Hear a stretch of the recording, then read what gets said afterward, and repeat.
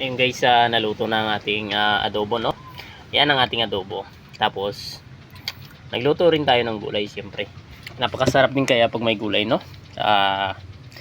Yun, adobo muna. Tapos, yung ilang piraso dyan, 3 piraso, hinati ko ng maliliit para panghalo sa gulay. Di ba may gulay tayo kanina?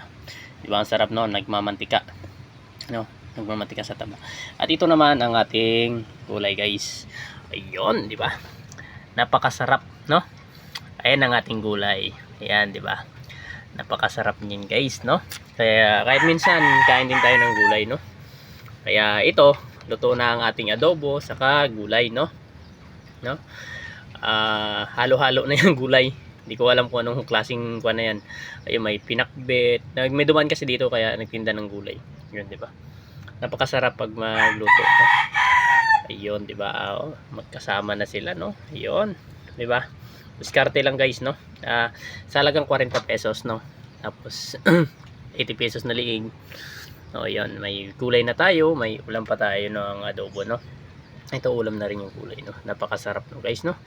Sana ito na maparami tayo ng kain yan, ano? Yun guys, thank you for watching.